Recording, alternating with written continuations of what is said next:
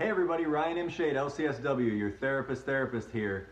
Today wanting to talk to you about acceptance and how to get into acceptance and get more control over your emotions.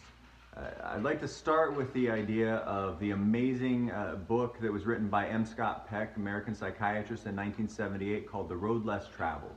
The very first sentence of this book is a paragraph in and of itself. 3 words: life is difficult. And it sounds really simple, also for some people sounds really pessimistic, but really it's not. And what he does is he goes on to say that life is difficult, and once we accept the fact that life is difficult, once we accept that there are lots of difficult problems to solve in life, then we transcend the whole idea that life is difficult. And ultimately, it becomes not a problem anymore that life is difficult. We accept it, and then we start to solve the problems. Our problem, he says, is that we think that life should be easy, or life is generally easy, or especially life is easy for other people. So the first concept we have to really get our head around and understand is that life is difficult, and it's supposed to be. Now, of course, you're saying to yourself, screw that noise. The only reason that my life's even barely being held together right now is because I try so hard to control everything and make everything be what I think it should be or what I want it to be, or whatever. But what's interesting is you've proven to yourself over and over throughout the course of your life, and I don't have to know you to know this is true, that you trying to control things as hard as you do is not working.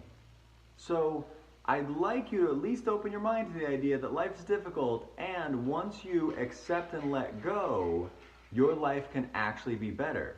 In fact, almost every spiritual philosophy comes down to this basic idea of acceptance and letting go. Whether it's let go, let God in Christianity, the natural ebb and flow of the universe and flowing with it instead of fighting against it because you can't in certain forms of Judaism, the Four Noble Truths of the Buddha. Really, all these things come down to the idea of acceptance as the only real control we have. I know, it's ridiculous. I don't want to accept that this shitty thing happened. I don't want to accept this loss in my life. I don't want to accept that. But the reality is, until you accept something, you can't then start to work to change it. So that's the start. Life is difficult. I can accept that. I'm going through difficult times. I can accept that. And now I can work on changing it instead of pushing and fighting and trying to knock over a brick wall when I have no power to be able to do so. The first concept that I want to present to you about this idea of acceptance and fostering more acceptance in our world is the idea that your thoughts become your entire world. So everything you experience, every emotion you have is based on the thoughts and the perception you're having on whatever's happening in your life right now. Whether it's grief and loss, the thought I still want the person to be there and I'm suffering because they're not. Whether it's anything that you're unwilling to accept, or a way that someone's acting. If someone's acting a certain way and you want them not to act that way, rather than accepting that they're acting that way. So your thoughts become your world. And this is not new. This wasn't new concepts in the 50s when Albert Ellis started rational motive therapy, or cognitive behavioral therapy in the 60s and 70s with Aaron Beck and all of the people that were a part of that movement. Really, this is old. In roughly the year 124, Marcus Aurelius wrote in Book 4 of Meditations, "The universe is change, our life is what our thoughts make it." So these aren't new ideas, but our life is what our thoughts make it is something that most of us don't fully understand.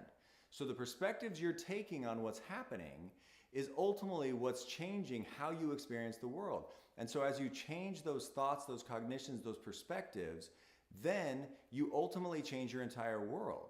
So that's the first concept that we need to really wrap our head around and understand is our life is what our thoughts make it. See, one of the biggest problems that people have with the idea that our life is what our thoughts make it is that they come to me in sessions and say, this is just the way I am. My family's this way, or our culture is this way. But the reality is, if what's happening is distressing, then that's not just the way you are, the way you have to be, or it's not a foregone conclusion, because if that was the case, then me and the thousands, hundreds of thousands, maybe of therapists in the world wouldn't have a job. Because all we would have is people coming in and we'd say, oh yeah, well that's just the way you are, sorry. You're just gonna have to deal with that. You're gonna have to be in distress for the rest of your life. And that's just not the reality. So What we have to understand is when someone says that's just the way I am, or that's just how my family reacts to these things, or things like that, I always tell them, be careful telling a cognitive behavioral therapist that, because we'll mess you up. Because the whole idea is you don't have to be any particular way, especially if that way is distressing. So just because your mom and your grandparents or whatever got really angry about this or that or the other, doesn't mean that it's a foregone conclusion that you have to get that way. Because you have control of one person in the world, and that's you. And if you can control your thoughts and the perspectives that you take on issues, you can change the entire experience of your life. All right, so as you can see, I'm in my car now, and I'm actually specifically in my car to make my second point. And that is that nothing has any inherent meaning. Nothing that happens to us has any meaning in and of itself. It's all given meaning by us. So my point here is, when I was driving here, not everyone was driving what we would call considerately. There were people who were cutting people off. There were people who were driving too quickly or too slowly for conditions. There were people who were tailgating. And many of the people who were around those people were probably having some kind of emotional experience. Do you get pissed when you get cut off in traffic? I have a feeling that most of you do. In fact, in my office, what I find, because I ask this question because I use it as an example, about 90% of the people that I see get pissed when they get cut off. So when you ask that person, why are you angry? They'll tell me because I got cut off. But if 10% of the people in my office don't get angry when they get cut off, what does that mean? Does that mean that those people are ridiculous? Or does that mean those people have something maybe we can learn from them? Because the same experience would have a different result for them. So the idea of nothing has any inherent meaning, it's all given meaning based on what we give to it, is my second point here. So if you want to be able to control your emotion, you want to be able to handle yourself more effectively, you have to understand this, that you give meaning to all of the things that happen. Give you an extreme example, the loss example that I talked about briefly before.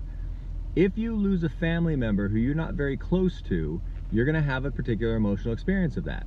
But if you lose a family member that you're very close to, it's an entirely different emotional experience. The idea is that loss and grief is a profound human experience that we have emotionally. But depending on what the person meant to you, your emotion will be different.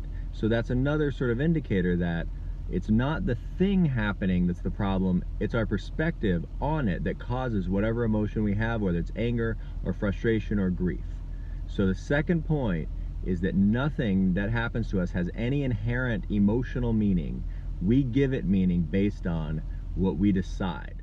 So then the third idea is the idea that your emotions, while always valid, you have every right to feel everything you feel, are not necessarily true.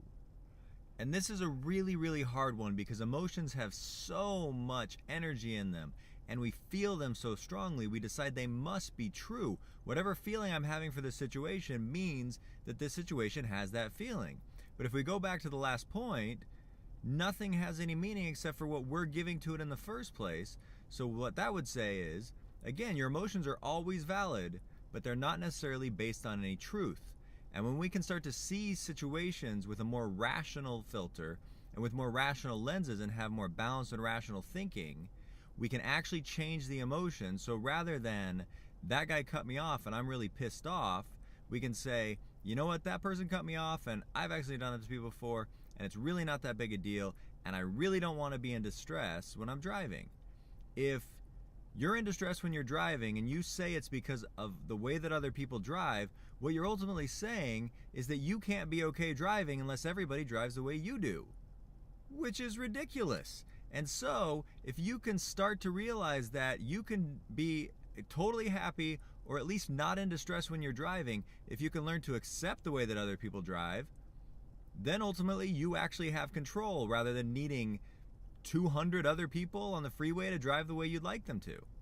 So the third point is, your emotions are always valid. You have every right to feel whatever you want to feel, but they're not actually true.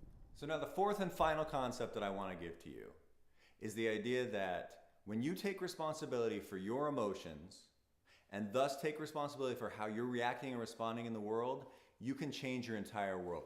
Because if that person who cut you off on your way to work today or on your way home made you angry, guess what? You just gave your power away to them to decide how you feel. When you take responsibility for your emotions, ultimately, nobody can make you feel anything. Eleanor Roosevelt said, "No one can make you feel inferior without your consent."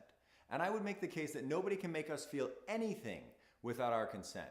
Ultimately, our perspectives are what creates our emotion. And so if we don't like our distressing emotion, we can decide to make changes to those things. I'm not saying this is easy, and that's why I have a job, and that's why I work with people sometimes for 3 months or 6 months, and sometimes for 3 years. Because for people, it's very hard to make these changes. Because a lot of it comes from our past, a lot of it comes from our family of origin, a lot of it comes from trauma and difficulties that we've had in our lives. So I don't mean this video to make it seem like everything's really easy and just change your thoughts, you change your world, everything. Because I can see some of you getting pissed off at that idea because you've been trying to change, you've been working on it.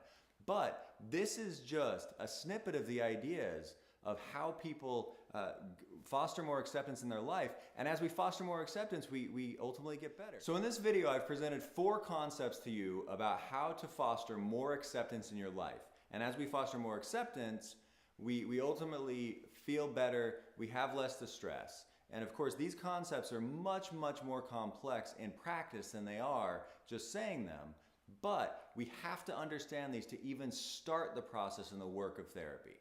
So the 4 concepts are as follows. Number 1, your thoughts become your world. Number 2, nothing has any inherent meaning. It's all given meaning by whoever's experiencing it. So no event in our life has any meaning, any inherent meaning. It's given meaning by whoever's experiencing it. Number 3, your emotions are always valid. You have every right to feel whatever you feel, but they are not true. And number 4, when you take responsibility for your emotions and don't give it to someone else, don't say it's their fault that I feel this way, or it's your fault, or you need to do this in order for me to be okay. When you take responsibility for your own emotions, you change your entire world. So start working on those 4 concepts, and our next video will talk a little bit more about some of the reasons why we have the reactions and responses we do. Thanks for watching.